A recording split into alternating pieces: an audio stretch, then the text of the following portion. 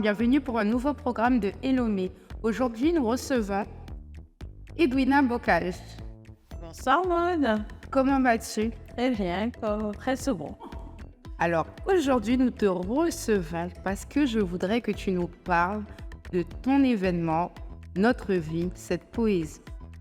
Alors, il faut savoir que mon livre a eu ou aura 3 ans cette semaine. Et je voulais marquer le coup en expliquant comment il était né et pourquoi je l'avais partagé au grand public. Et je ne voulais pas partager ce moment seul, donc je voulais montrer, présenter, proposer au public des personnes comme vous et moi qui n'écrivent pas forcément que pouvait représenter le thème Notre vie, cette poésie. On traverse pas mal d'émotions durant notre vie, et je leur ai proposé de conter leur vie sous forme de poèmes, et elles ont accepté. Voilà. Je voudrais que tu nous parles de toi, justement de ta personnalité, de qui tu es. Ah là là, grande question. Alors, peut-être que je ne sais pas. Donc, je suis enseignante, maman, sophrologue, auteure, conférencière. J'ai grandi sur Matoury. J'ai terminé mes études, j'avais 25 ans. Je suis rentrée en Guyane à 26 ans. Et dans la routine de nos vies, maman et mère de foyer, je vis mon premier grand coup de stress, une séparation, et qui me conditionne à quitter la Guyane. C'est à l'issue de ce départ que je me suis reconstruite, que j'ai rédigé le livre La souffrance des femmes de mon pays, c'est pourquoi nous allons fêter les 3 ans à la fin de la semaine. Et je me suis beaucoup recentrée sur moi-même durant ces 4 années, où j'ai pu un peu redécouvrir ma personne, parce que je me suis sentie un peu...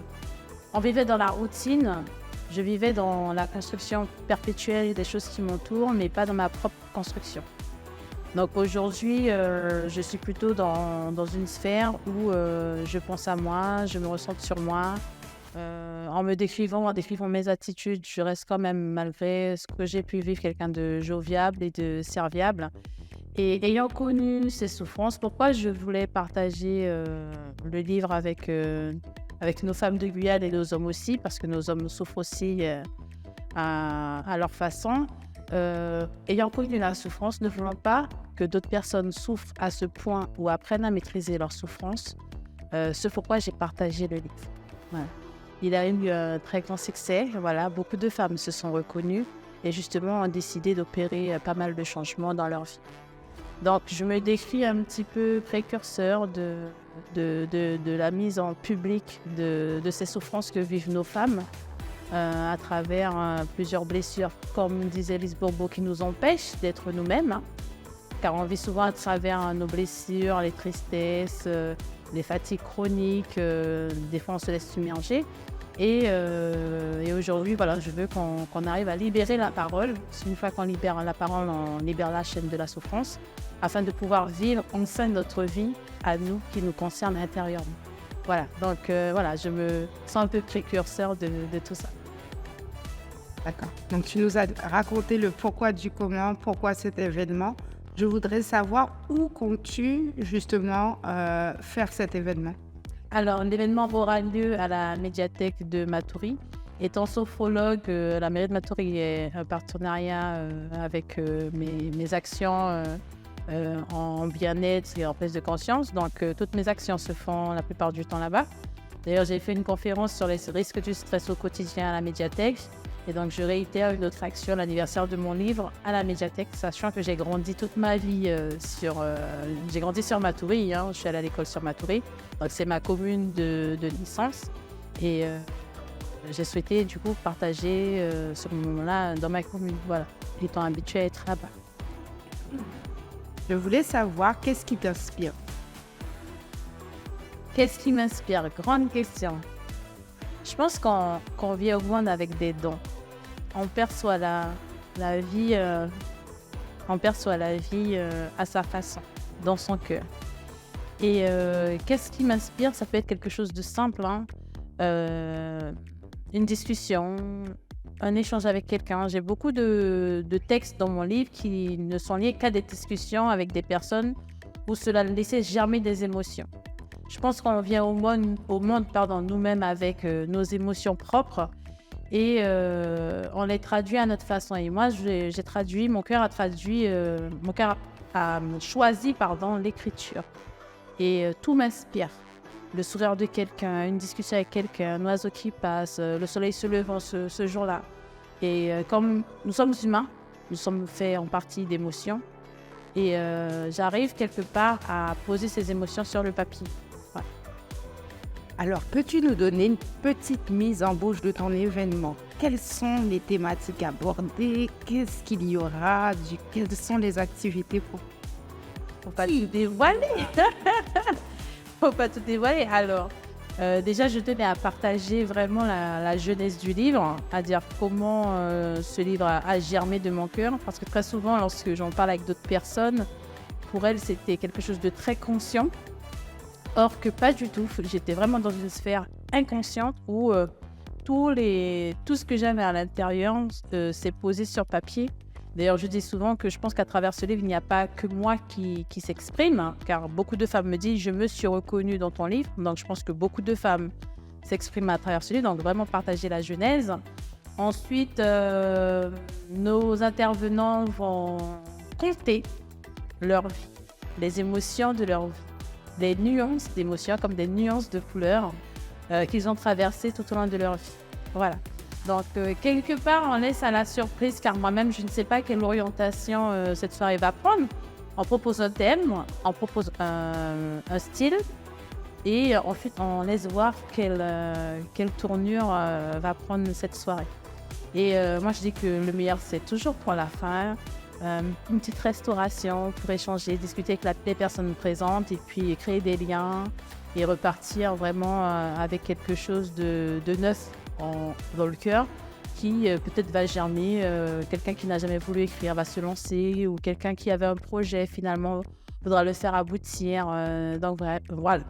Donc il faut attendre d'être là ce soir-là pour vraiment savoir ce qui va se passer. C'est là la grande surprise, car moi-même, ayant proposé les thèmes, je ne sais pas vraiment. Bien. Edwina, je souhaiterais savoir, as-tu reçu justement de l'aide à part la mairie de Matoury? Comment est venue justement cette initiative de créer un événement? Alors, je me dis que dans cette ville, il y a tout type de monde, tout type de personnes, tout type de style. Je voulais absolument fêter les 3 ans de mon livre, parce qu'il y a aussi une surprise que j'expliquerai là-bas, je ne dévoile pas au micro. Et j'ai cherché un thème.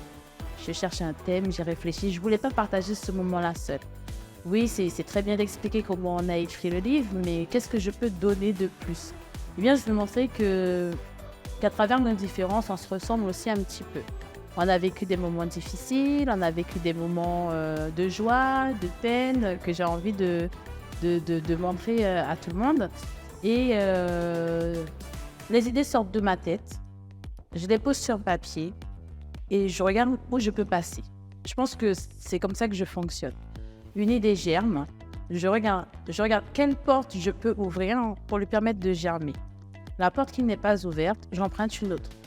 J'ai appris durant mon parcours et puis mon grandissement, je parle du mot grandissement, qu'impossible ne voulait pas dire que ce n'était pas possible du tout.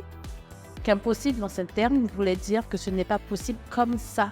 Donc, si ce n'est pas possible comme ça, c'est possible autrement. Voilà. Donc, je suis toujours sur ce principe. Si cette porte-là est fermée, c'est qu'il y a une autre orientation à prendre. Et j'essaye vraiment toujours de prendre les autres orientations sans me laisser déstabiliser, attrister, parce qu'il y a, comme on dit, des forces supérieures qui nous entraînent et qui nous orientent. Voilà. Pour justement avoir une plus large écoute. Voilà. Donc, écrivaine, sophrologue et conférencière.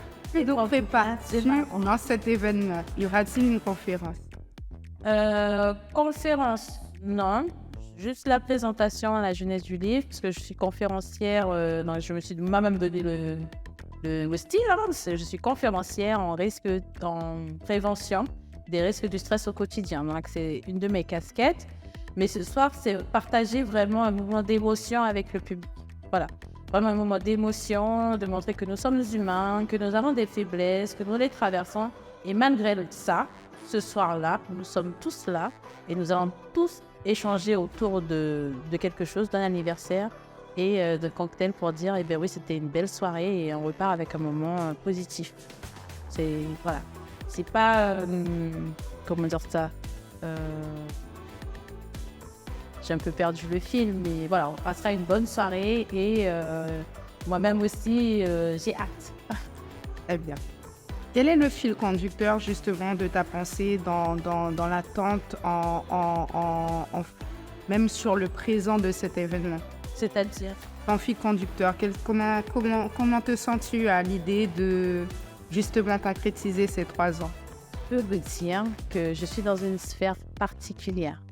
Quelque chose de doux, d'agréable. On sent vraiment qu'on a un impact parce qu'en 2 jours de publication des flyers, on a quand même inscrit la moitié des places disponibles. Et je sens vraiment que ces personnes ont besoin de partager, d'échanger, de poser des questions. Alors, je ne sais pas quelle question va en sortir. Peut-être que comment vous avez fait pour rebondir, comment vous en êtes arrivé là, comment vous maîtrisez l'émotion, comment vous y arrivez par rapport à vos blessures. Et on est vraiment dans une sphère où le projet a touché les cœurs déjà. Le projet, notre vie, 3 petits points de suspension, cette poésie a vraiment touché parce que je me dis, mais qu'est-ce qui va en ressortir de ça? Pourquoi une vie qui est des fois calamiteuse, qui est des fois difficile, on va dire notre poésie quand même?